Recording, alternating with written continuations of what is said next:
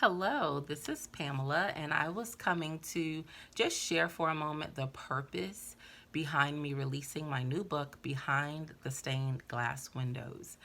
So, God ordained or mandated, gave me the instructions a while ago to go ahead and document my story, my experience.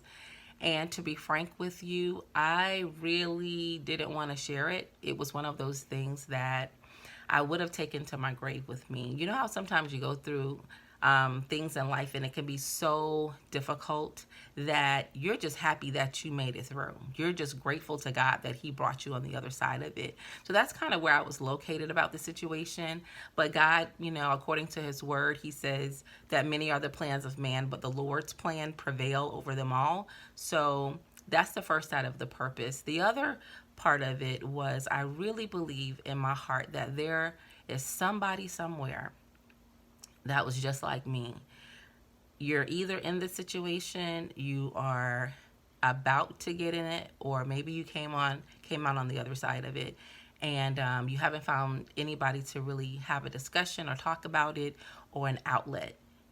I pray and I hope that this book can be used as a tool in somebody's hand to help somebody else, to help our young people especially. There are so many lessons I can extract from this book, and I hope that you're able to extract those life lessons, such as being responsible for yourself, dealing with self-esteem and self-confidence issues, learning about love, God, the God kind of love, forgiveness, fear, faith, the value of godly counsel. Like, I can go on and on about the lessons that you can kind of springboard upon. And that's what I'm really hoping that this book will do. I want to be able to ignite some in your face, courageous conversations about things that our society oftentimes don't want to talk about.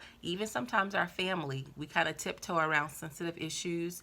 And even in the church community, many topics is absolutely taboo, is off limits.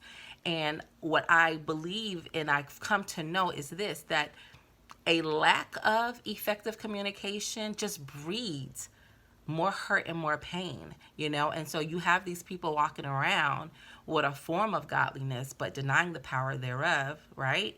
And like they say, hurt people hurt other people, and that is the cycle that you see happening even behind stained glass windows in the church circle. So this book for me kind of reminded me of David. When David came up against Goliath, man, his self-esteem was through the roof. And the reason why Goliath was not an issue for him is he said, listen, I already dealt with the lion and the bear.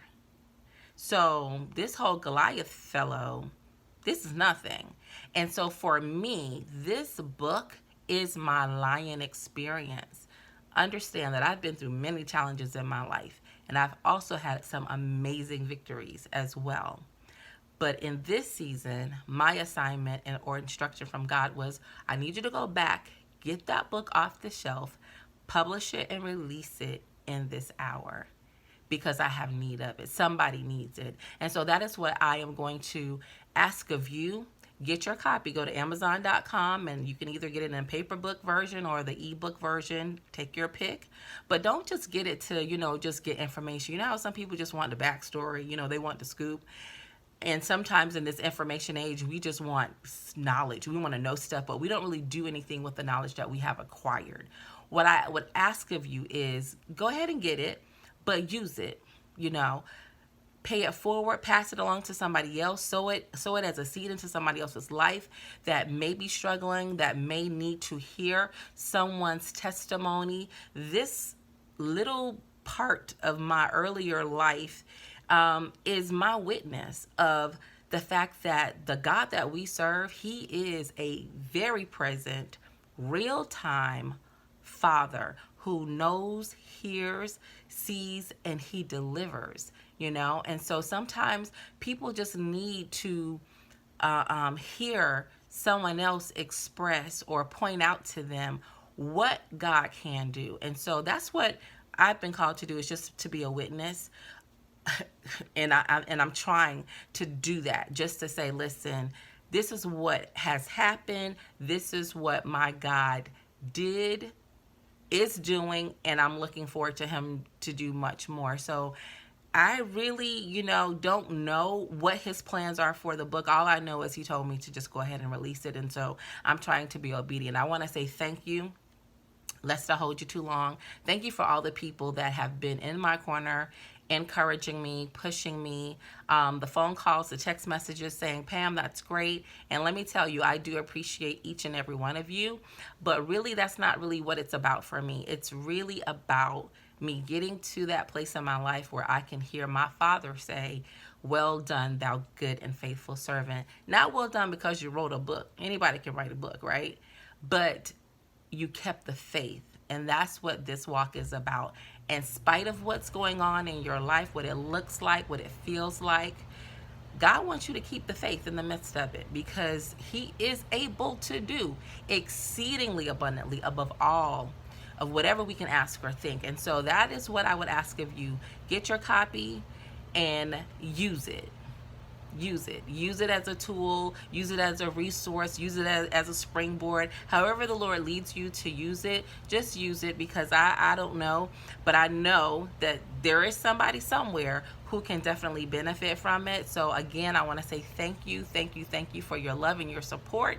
And until we connect again, be blessed, and remember, I want you to keep the faith no matter what. I love you, and I look forward to hearing from you soon.